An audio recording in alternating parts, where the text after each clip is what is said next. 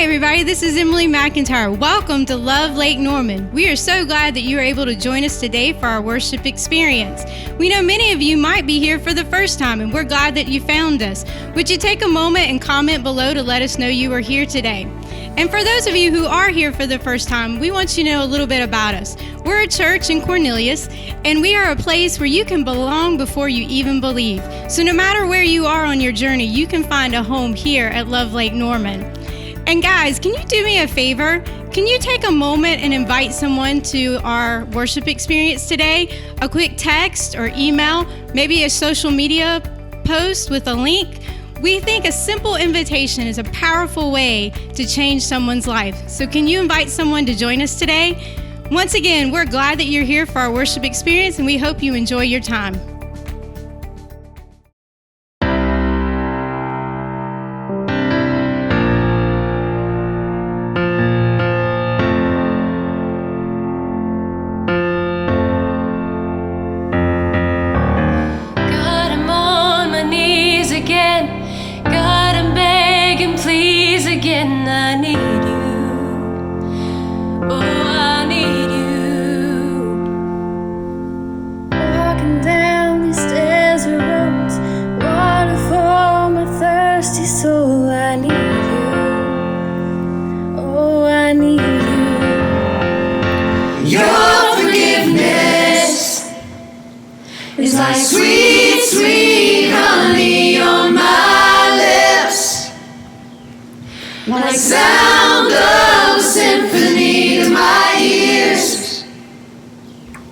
Like holy water on my skin.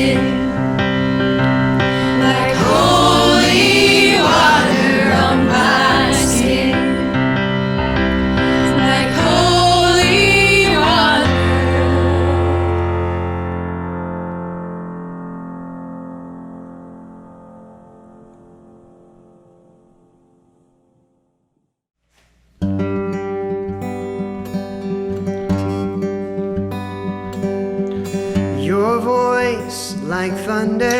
Your voice is wonder, turns the mighty seas, splits the mighty trees, and the mountains crumble. Your people humbled, awestruck by your name, and singing of your fame and your glory, glory. All your people sing, all your people sing of your glory, your glory. Yes, it changes everything, it changes everything. Your voice brings lightning, your voice is frightening, echoes in the air, it strips the forest bare. Your voice, a whisper to waiting listeners, telling us to go and letting others know of your glory, glory. All your people sing, all your people sing of your glory, your glory. Yes, it changes everything, it changes everything, yeah.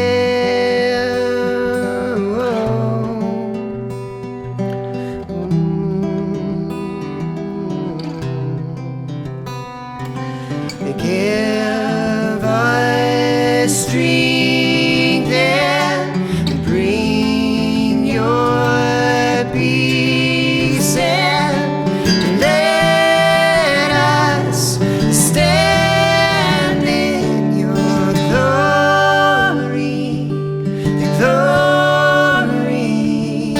All your people sing, all your people sing of your glory.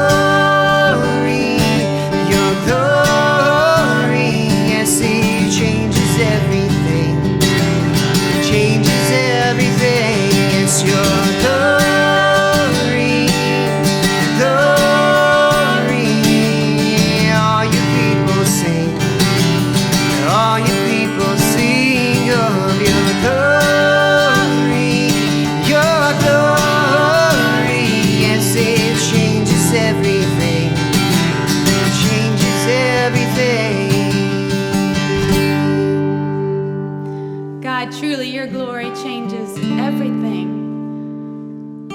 Father, we pray that our singing, our worship brings honor and glory to you, that our hearts come purely before your throne, Father, that you might receive what we offer today. We ask that we could hear your voice clearly in our lives, that you would reveal yourself to us today and every day, but most especially through this time where we're corporately gathering together and we're hearing about your word. Lord, let it sink deep into our hearts. Let it change us. Help us to take it and to use it in our lives and to influence and impact others in our neighborhoods, state, our nation, Father, and let it always point directly toward you. We love you, Jesus. Amen.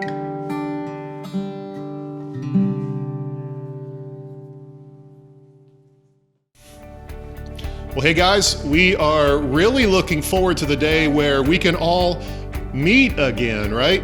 Our church, Love Lake Norman, was positioned to move into Huff High School this spring. That obviously got put on hold. That is still in front of us. We're still looking forward to the day when that happens. I want you to know that our teams, our leadership, our staff team, we're all talking together regularly and meeting and exploring the best path forward. Our top goal really is your safety, and so we're not going to put anything above that. But I also want you to know this, that although things have changed a lot in the last month, our mission is still the same, to help people find and follow Jesus. It's just happening in some different formats. And so we want to, first of all, connect you with content that helps you grow, that helps you take steps in your faith, like this worship experience, like weekly worship concerts that we have, like a lot of other things that are going on during the week on social media and online. We also want to connect you with people. We want to connect you with other people who are taking steps in their faith as well. And so we have crews that are our small groups that are meeting regularly. We also have a lot of things happening in the lives of students, for students on social media and online. And so you can check those out. And we also want to say this. We understand that even in our church, we have a lot of people who are in the healthcare industry, doctors, nurses, folks that are on the front lines, and one of the ways that we want to care for them is to pray for them. So I want to encourage you to pray for all of those people in your life today. We also ask our friend, my buddy, who I've known for a long time, Dr. Grant Campbell, who's a part of our church, to share with us a little bit about his experiences and maybe how we can encourage and pray for these friends of ours. And here's what he had to say. So hey guys, it's Grant. We just finished a C-section today, and we've got a little bit different getup than we usually have. So if you can notice, I've got two masks on. The reason why is the one on the inside is the N95 mask, which are solid gold. So we put a second one on to protect us further and also protect that mask. And I have my face shield. My gown and everything's gone because we're done with the procedure. Behind me, you can see kind of our usual C-section room. So I'm kind of splitting time between here, delivering babies, the office, but I'm also helping in the emergency room and the testing centers because I have a little bit broader background. But we appreciate your prayers, and we're thinking about you guys too. Stay healthy. Remember, Romans 12:21. Thanks guys, take care. All right, so I'm in the surgeon's lounge now, and I'm gonna let you in on a little secret of how we are going to defeat coronavirus, all of us that are here in the hospital working hard. Not everybody knows the secret, so it's free cookies. I can have one, I can have 7. They're free, and they're cookies. Take care, guys. Thanks for the prayers. Thanks, Grant. We love you. We are so proud of you and all of our healthcare workers, people that are on the front lines. Let me remind you guys to continue to pray for Grant, continue to pray for all of our friends who are there. Thanks for what you guys are doing. Now, we're going to take up an offering. We do this every single week. It is to help us continue to pursue this mission to help people find and follow Jesus. It's such a critical mission, and we're so grateful for you guys who have continued to support Love Lake Norman. You can find out more about that at lovelkn.org/give, or you can text an amount to 84321. Now, we are in part 3 of our series called Searching for Something. I'm so excited that you get to hear from our director of students and crews today, Ethan Pope.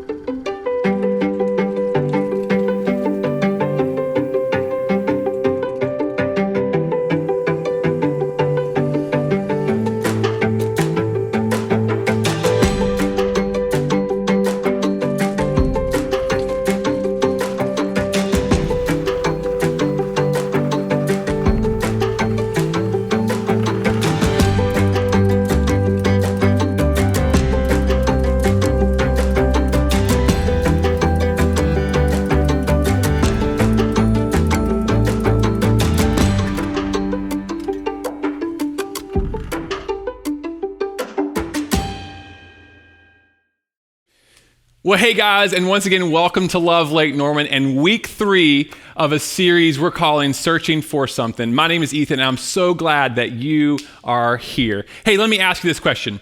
Have you ever been on a first date? I know I have, and many of you have. Maybe you haven't, and you will at one point. But let me ask you this.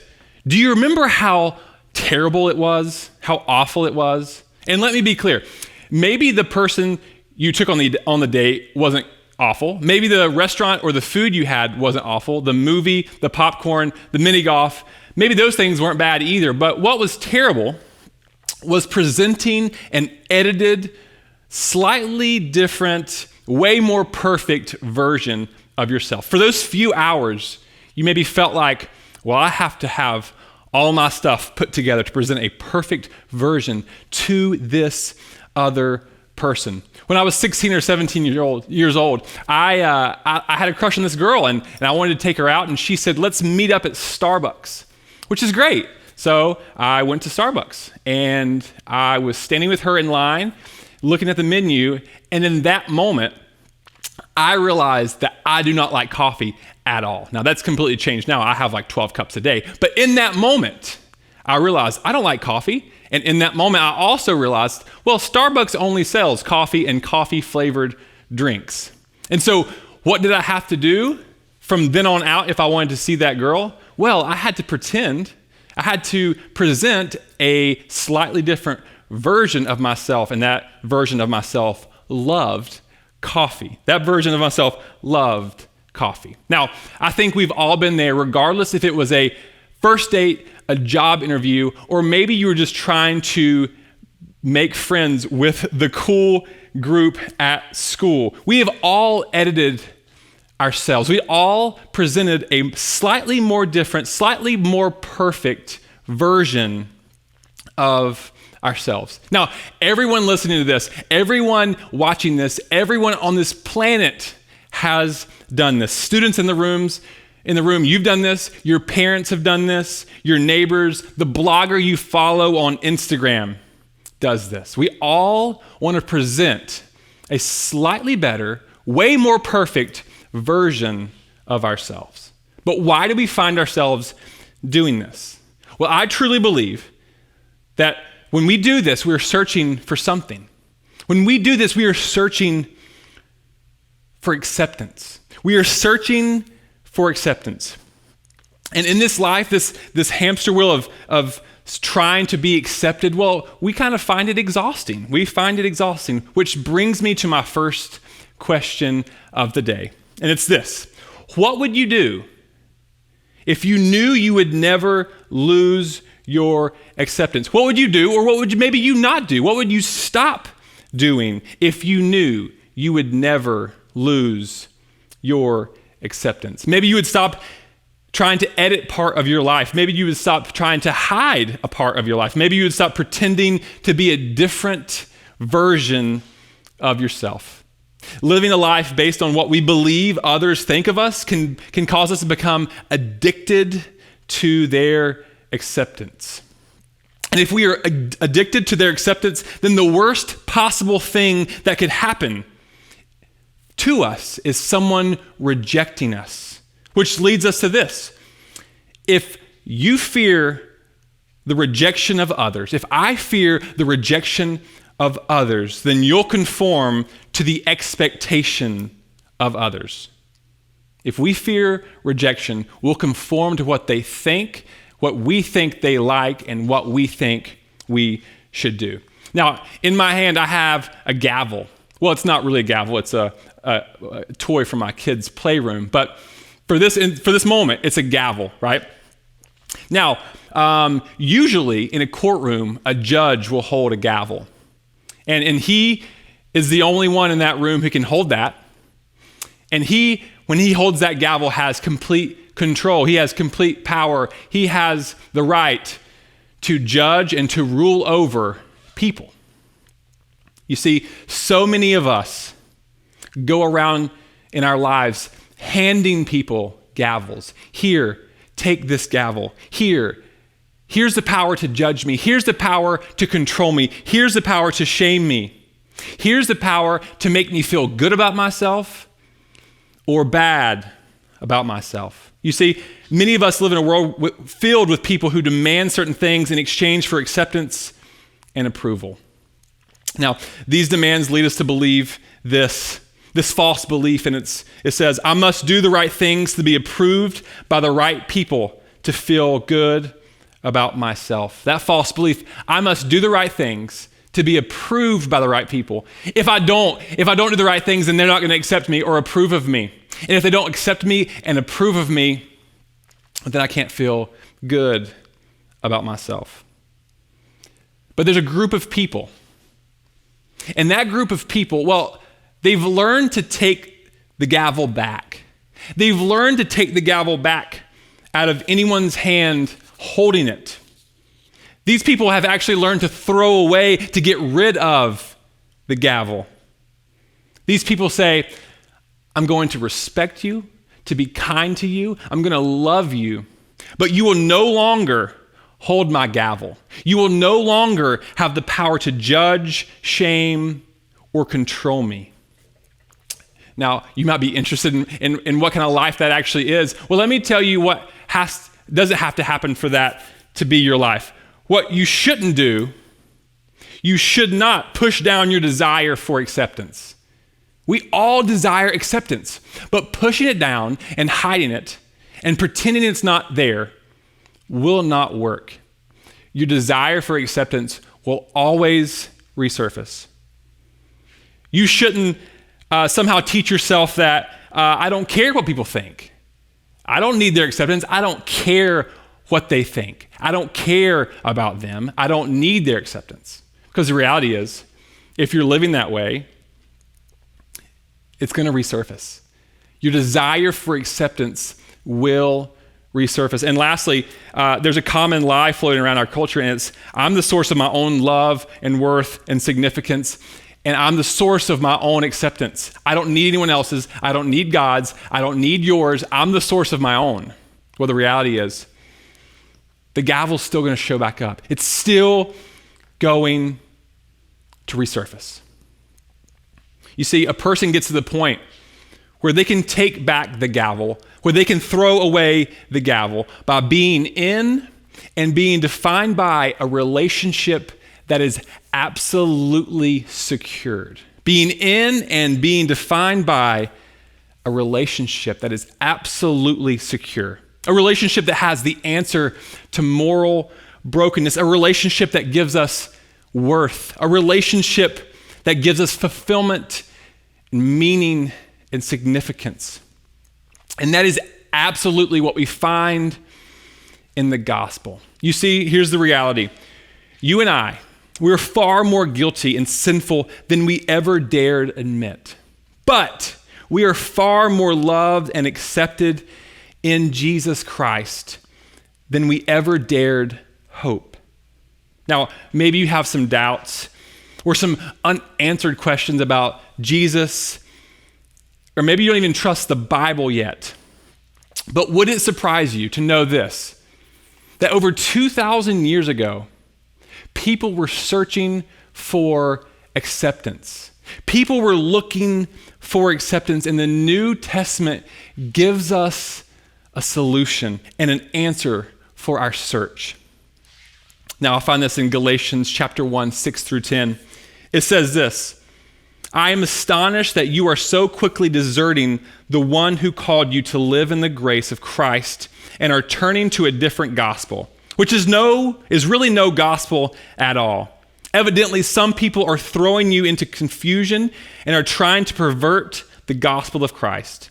But even if we or an angel from heaven should preach a gospel other than the one we preach to you, let them be under God's curse.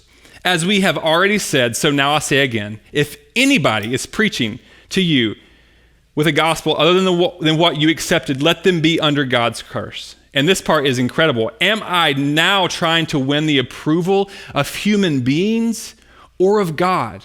Or am I trying to please people? If I were still trying to please people, I would not be a servant of Christ. You see, Paul, he's writing to a group of people, a group of Christians who had stopped defining themselves by the gospel. They had once defined themselves by the gospel, and then they hit pause. They stopped. They took a step back. They stopped seeing the relationship they had with Jesus as the defining relationship of their lives.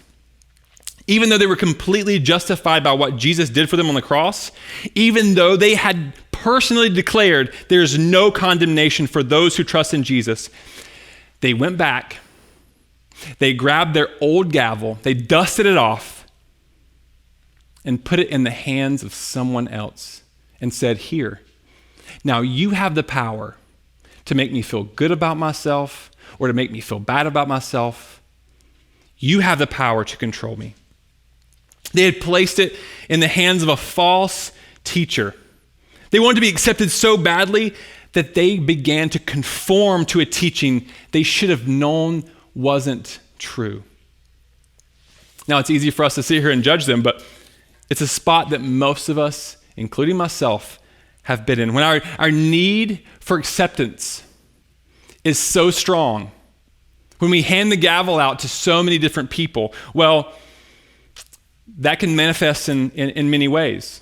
When we feel the consequences of today's false belief, which is I must do the right thing to be approved by the right people to feel good about myself, well, it can come out in many ways, including all these. The fear of rejection. We fear rejection. The worst thing that could happen to us is to be rejected.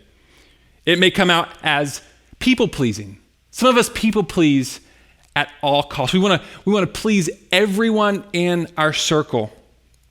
I've lived most of my life saying yes and no, trying to hope that those answers please the people hearing them so they will continue being my friend. This may come out as withdrawal from others to avoid disapproval. You know what? I'm not going to go to that event or their house because if I go, they may reject me. This may come out as anger or resentment or hostility. This may come out as being easily manipulated by others. You may be repeating negative messages to yourself. This happens before you send that text message. Or you're standing in front of the mirror, repeating negative messages to yourself. I know what they're going to think of me. I know what they're going to say about me. If I wear this, if I say this, if I do this, I know exactly what they're going to do. They're going to reject me. They'll never accept me. And so I can't go. This may result in hypersensitivity to others' opinions. Now, this life of seeking acceptance, of fearing rejection, of people-pleasing, well, it gets us in this vicious cycle of life that it's incredibly hard to get out of. And it looks like this. We need acceptance. We have a desire for acceptance. But the fear of rejection drives us towards superficial relationships. Superficial, very shallow, very fake relationships, which leads us to isolation. Now, when we experience isolation, we want relationships. We want relationships. It increases our desire for acceptance, but we're afraid of rejection. So we're going to continue with our superficial, shallow, fake relationships, which brings us back to isolation. You see this circle, this vicious cycle that happens, and it can happen your entire life. This cycle explains why some of us can never find community. Men in the room, this explains why sometimes it's hard for us to have friendships where we are fully known. I'm not sure if anyone listening or watching is fans of Parks and Rec. There's a character named Ron Swanson, and he is the definition of stoic, manly man. I'm pretty sure they based it off my life. I could be wrong. But he says this: the less I know about other people's affairs, the happier I am. I'm not interested in caring about people. I once worked with a guy for 3 years, never learned his name. He's the best friend I ever had. We still never talk sometimes.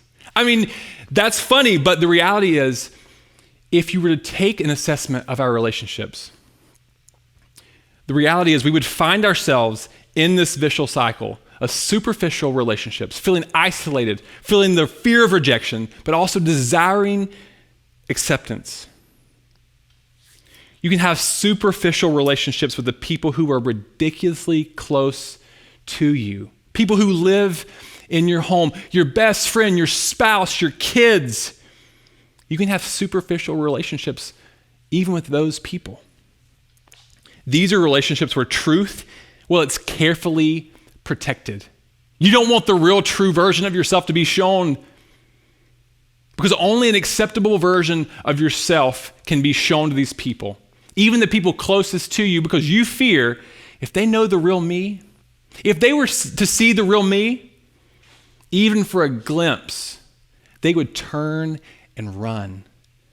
They would turn and run. And if you've lived your life like that, I'm sorry. It's incredibly lonely and isolating and empty. But yet there's a solution. There's a way out of this vicious cycle, a way out of the vicious cycle, and it's the gospel. The gospel, it offers a solution called reconciliation. Now, that simply means the complete healing of a broken relationship. Author Robert S. McGee, who wrote this book where we've based this entire series out of, he says this: reconciliation means that although at one time I was hostile and alienated from God, I have now been forgiven and brought into an intimate relationship with God. Consequently, I am totally accepted by God. I hope when you hear that today, you feel relief. I am totally accepted by God because of Jesus' death and resurrection, not because of anything I do or anything I present myself being holy or righteous, but because of what Jesus has done. I have been forgiven and brought into an intimate relationship with God, totally pleasing to Him and totally accepted by Him. And so some of you are wondering, but what now? If this is true and because of Jesus, I'm accepted by God, how do I deal with my desire for acceptance with the people around me? Do I continue to edit my life? Do I continue to maybe not care what people think about me? How do I treat people now that I have been fully accepted by God? Simply put, what is my response? If I'm fully accepted by God, how should I respond? Well, Colossians 3 says this, starting with verse 12. It says, therefore, and I'm going to stop there, because when you see a therefore, you have to ask yourself, what is it there for? The therefore is referring back to verse 1, and it says, since you have been raised with Christ, you have new life because you died to the old one. Let me be incredibly crystal clear. This verse is not saying, act this way, do these things, and then you get new life. It's not a bait and switch. It's not, do this, and we'll give you this.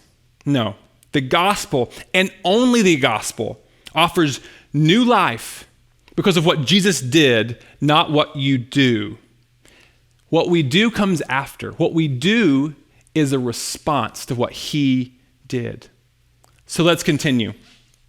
Therefore, as God's chosen people, holy and dearly loved, before we continue, before we think about what comes next, before you gear up to start applying or maybe even rejecting what comes next, let me help you understand the concept of what's happening. When we put our trust into Jesus, we are considered holy by God and dearly loved by God. Let that sink in for a moment. The same God who created you and me and all of this, the same God who dreamt up gravity and rainbows and sunsets and mountains and vanilla ice cream, the same God that loves you and sent Jesus, He chose you. He pursued you. He wasn't passive in His relationship. He literally moved heaven and earth to win our trust, and He considers you holy.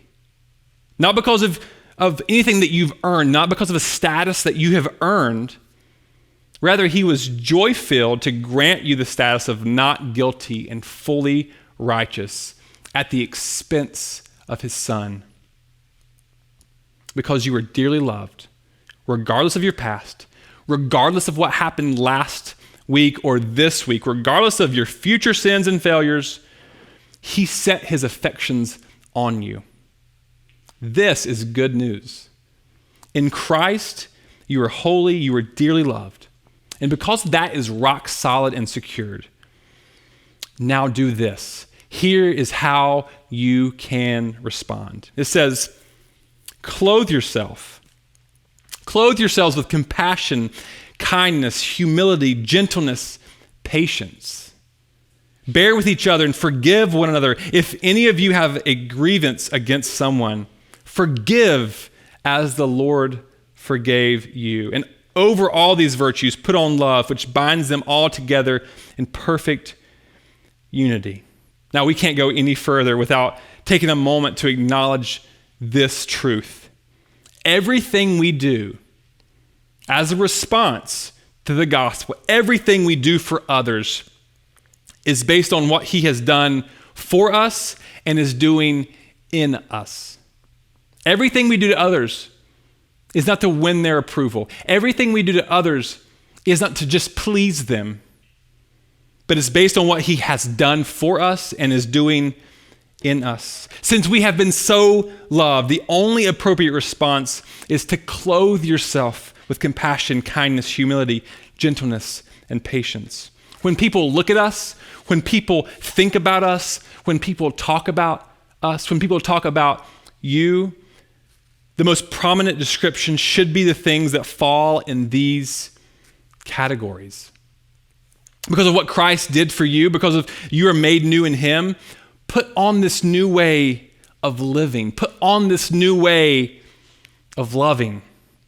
This is a response to Jesus' past action and his present action. As a follower of Jesus, we not only look back to what he did for us, but we look at what he is doing in us. Now, it says compassion, kindness, humility, gentleness, patience. Compassion being deeply feeling for people in need. Kindness being readiness to do good for others. Humility, placing your life below others. Gentleness, helping people in such a way that they do not feel condemned. And patience being choosing to go at another person's speed. Now, these qualities, well, they were counterculture back when this letter was written. These qualities lived out by Jesus' followers set the Roman Empire upside down on its head. This Jesus-defined, Jesus-inspired way of loving has been bringing hope and healing to broken people from day one of the church. And the reality is this: now more than ever, we need these qualities. Now more than ever, in a world, in a country, and maybe even a state or a city where people are divided by anything and everything, these qualities are necessary. Maybe you're listening to this and you're thinking, yeah, I'm not sure about this whole Jesus thing, but I can track with those qualities. I'm not sure about the Jesus thing or the Bible thing, but I can track with those qualities. Well, I would say you're probably closer to Jesus than you would imagine. These are the qualities that made Jesus irresistible and intriguing over 2,000 years ago. If you're leaning into these, you may be closer to Jesus than you realized. This activity, this way of living, well, it's what made the gospel irresistible. If you and I believe the gospel, and then we become more and more like the gospel, well, our influence will be irresistible as well. And let me once again be crystal clear. We aren't living out these qualities to win others' acceptance. I'm not going to live these qualities out into the lives of my kids so that other parents at the playground think I'm great. I'm not going to live out these in my marriage so my spouse accepts me. I'm not going to live these out at church because I want to find some friends who like me and accept me. But because of what Jesus has done and the compassion, kindness, humility, gentleness, and patience that I have been shown, my response is the same. My response is the same. Because my acceptance and self-worth in Christ are secure, I no longer have to please others or work for their acceptance. But I can truly love the way I have been loved. Our response is to love the way I have been loved. The first week of the searching for something, we talked about identity. We said that I find joy in defining myself by what Jesus did for me, not what I do. Now this week is about activity. It's actually about what I do, how I respond to that. And because of the gospel, we can get to a point where we can say, I find joy in doing for others what Jesus has done for me. I find joy and delight in serving, sacrificing, and loving others. The bottom line of today is this: don't live your life to please others. Don't live your life to please others by saying yes to things you want to say no to, by saying no to things that you want to say yes to, by thinking pleasing that person is the most loving thing to do. Well, that's not necessarily true. So don't live your life to please others. Live your life to love others. As a response to the gospel, clothe yourself in these attributes. Love others the way we have been loved. Would you pray with me? God, thank you for loving us so well and so much. Thank you for the fact that because of Jesus and his sacrifice, we now are fully accepted by you. We no longer have to work for acceptance, but we can respond to the gospel by loving the people around us well. In your son's name we pray. Amen.